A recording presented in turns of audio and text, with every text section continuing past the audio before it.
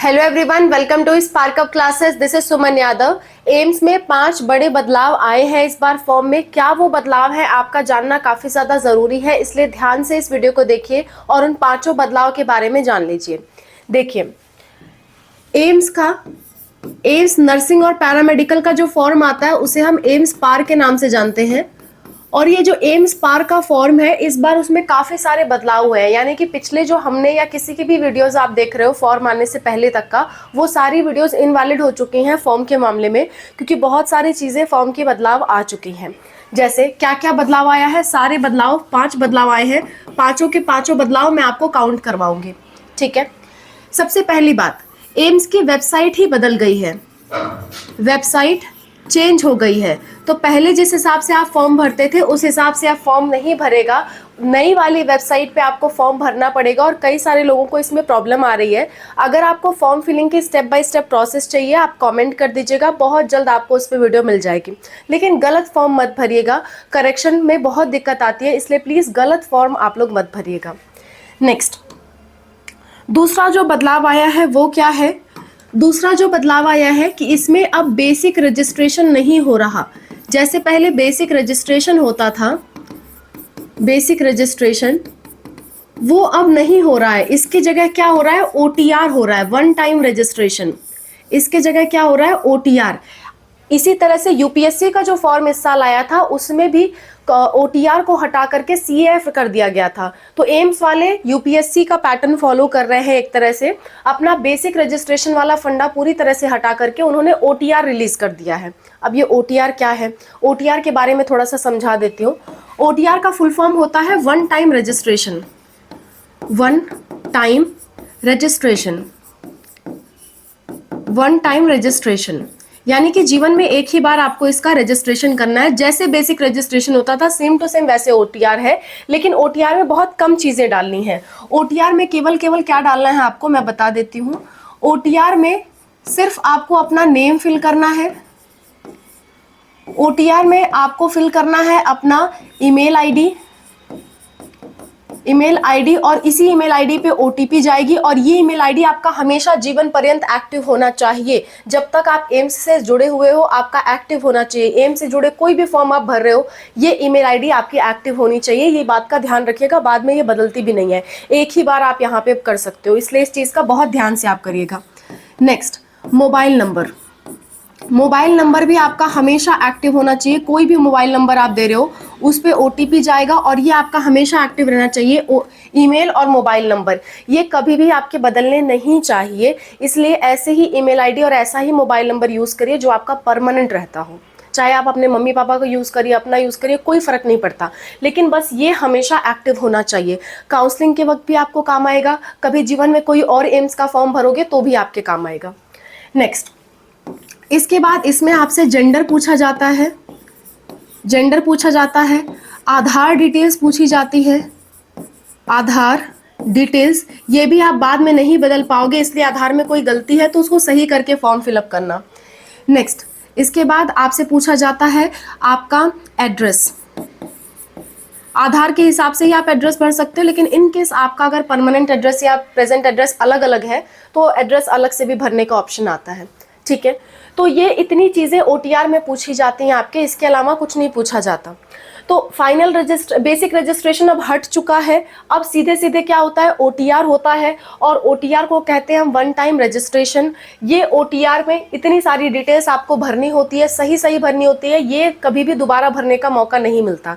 ये same to same basic registration की तरह है, लेकिन पहले फर्क ये होता था कि बेसिक कुछ दिन पहले स्टार्ट हो जाता था फिर फाइनल आता था, पर इसमें ऐसा नहीं है। अब फाइनल रजिस्ट्रेशन नाम की कोई चीज नहीं है। अब जो है फाइनल रजिस्ट्रेशन नाम की कोई चीज नहीं है। फाइनल रजिस्ट्रेशन, अब फाइनल रजिस्ट्रेशन TION रजिस्ट्रेशन नाम की कोई चीज नहीं है, और ना ही कोई आरयूसी कोड जनरेट होगा। आरयूसी कोड भी अब नहीं जनरेट होगा। ये जो 3 स्टेप होते थे एम्स के फॉर्म के, वो तीनों स्टेप हटा करके क्या किया गया है? वो तीनों स्टेप हटा करके आपका ये तीनों स्टेप हटा करके अब कर दिया गया कि आप ओटीआर भरो। ओटीआर भरने के बाद आप एप्लीकेशन फॉर्म भरो।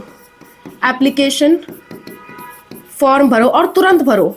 पहले क्या होता था, बेसिक रजिस्ट्रेशन आपका 10-15 दिन चलता था, उसके कुछ समय बाद आपका आरयूसी कोड जनरेट करना और फाइनल रजिस्ट्रेशन का ऑप्शन शुरू होता था।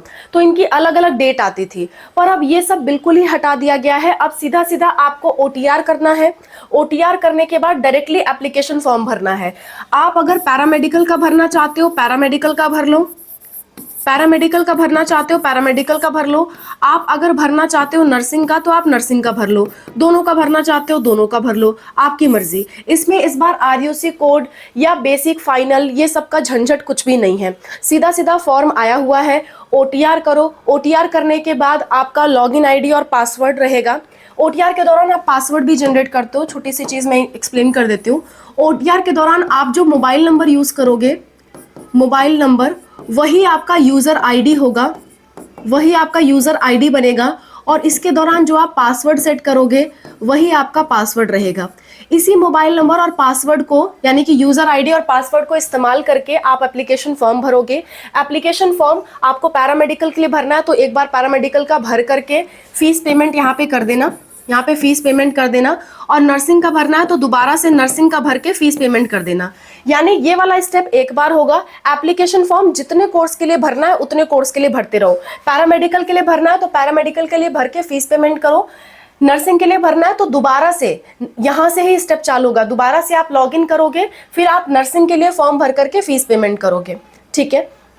एक और बात, ओटीआर में कोई भी पैसे नहीं लगते हैं, केवल और केवल एप्लीकेशन फॉर्म वाला स्टेप जो आप करोगे वहीं पे आपके पैसे लगेंगे। और एक भरोगे तो एक का पैसा लगेगा, दो भरोगे दोनों का पैसा लगेगा। ठीक है, बात समझ में आ गई। तो ये चेंज जो है बेसिकली हुआ है। और लास्ट बात मैं आपको बता दूं कि इसमें सारी चीजें, ऑल प्रोसेस एक साथ हो रही हैं। ऑल प्रोसेस एक साथ हो रही हैं, एक साथ हैं। यानी कि अब आपको वेट करने की कोई जरूरत नहीं है। जैसे दूसरे फॉर्म होते थे, सीधा सीधा फॉर्म भरो, फॉर्म भर करके फाइनल कर दो, फिनिश कर दो। आपको दोबारा झंझट लेने की कोई जरूरत नहीं है। तो ये 5 बदलाव जो है आए हुए थे, वो 5 बदलाव मैंने आपको बता दिए, उससे जुड़ी सतर्कताएं भी बता दी। पहला चीज की वेबसाइट बदल गई है, नई वेबसाइट से फॉर्म भरना। दूसरी चीज, उसी वेबसाइट में ओल्ड वेबसाइट का भी ऑप्शन है, पर वहां से फॉर्म मत भरना, नई वाली वेबसाइट से ही फॉर्म भरना। फॉर्म फिलिंग प्रोसेस पे वीडियो चाहिए तो कमेंट कर देना, मैं बना दूंगी वीडियो। अगर आपको हमसे फॉर्म भरवाना है तो भी आप भरवा सकते हो। हम बहुत ही मिनिमम चार्ज कर रहे हैं आपको प्रेजेंट टाइम में, क्योंकि प्रोसेस आसान हो गई है, तो हमने अपने चार्जेस भी बहुत ही कम कर दिए हैं। AIIMS form filling charges, form filling charges present time में हम केवल 1300 रुपए चार्ज कर रहे हैं। और जो लोग कॉल पे बात कर चुके हैं उनसे 1100 रुपए ही चार्ज कर रहे हैं। 200 हम कॉल का लेते हैं।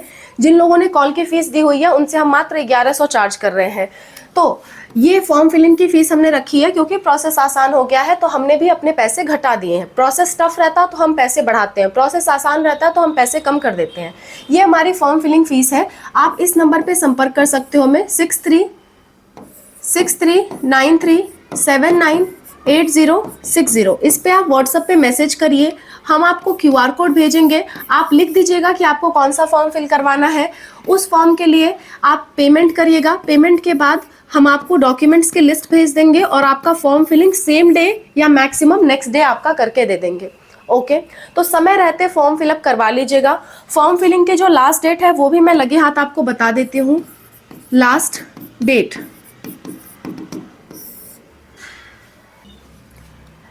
आपकी 24 अप्रैल है। 24 अप्रैल से पहले पहले आपको फॉर्म फिलअप कर देना है। लास्ट दिन का इंतजार मत करना, क्योंकि पैसे फंसने की कई सारी समस्याएं आती हैं। समय से आप अपना फॉर्म फिलअप कर देना। तो वेबसाइट चेंज हुई है, आप फॉर्म सही से भरिएगा, न्यू वेबसाइट से भरिएगा। ये तीनों प्रोसेस में फंसने की कोई जरूरत नहीं है, कंफ्यूज होने की जरूरत नहीं है। एक ही फॉर्म है जिसमें पहले आपको ओटीआर करना है। ओटीआर करने में इतनी सारी डिटेल्स भरनी होती है। उसके बाद आपको ओटीआर करने के बाद मोबाइल नंबर और पासवर्ड का इस्तेमाल करके लॉगिन करना है। लॉगिन करने पे एप्लीकेशन फॉर्म भरने का ऑप्शन आएगा। आप जो भी कोर्स के लिए भरना चाहते हो भर सकते हो। एक के लिए भरना चाहते हो एक के लिए भर सकते हो, दोनों के लिए भरना चाहते हो दोनों के लिए भर सकते हो, तुरंत भर सकते हो। इंतजार करने की जरूरत नहीं है। फॉर्म स्टार्ट है, आपको ओटीआर भरना है, उसके बाद ये तुरंत भरना है, फीस पेमेंट करनी है, आपका एप्लीकेशन फॉर्म कंप्लीट है। ठीक है। अच्छा, सारी प्रोसेस एक साथ है, कोई भी प्रोसेस के लिए आपको इंतजार नहीं करना है। तो ये 5 बड़े बदलाव जो आए हुए थे एम्स पार फॉर्म से रिलेटेड मैंने आपको बता दिए। अगर आप एम्स की सारी जानकारी इस साल की जो भी है जानना चाहते हो, जैसे कि एम्स के डॉक्यूमेंट्स क्या लग रहे हैं, डॉक्यूमेंट्स पे हालांकि सर ने अलग से वीडियो बनाया हुआ है, पर एक ही वीडियो में सारी चीज़ें अगर आप जानना चाहते हो कि एम्स में क्या डॉक्यूमेंट लग रहे हैं, एम्स की डेट्स क्या है, एम्स का एग्जाम कब होगा, एम्स की एलिजिबिलिटी क्या है, एम्स का सिलेबस क्या है, एम्स का पेपर पैटर्न क्या है इस साल, एम्स की काउंसलिंग कैसे होती है, काउंसलिंग में कितने पैसे लगते हैं, कैसे हम कोर्सेज सेलेक्ट करते हैं, कितने तक कट ऑफ जाती है, सब कुछ अगर आप जानना चाहते हो तो कमेंट कर दीजिए, बहुत जल्द हम उस पर वीडियो आपके लिए बना देंगे। That's all. Thank you so much for watching. Wish you all the best for whatever you're going to do. कोई दिक्कत कोई परेशानी होती है ज़रूर कमेंट में मेंशन करिए. We are there to help. Bye. Take care.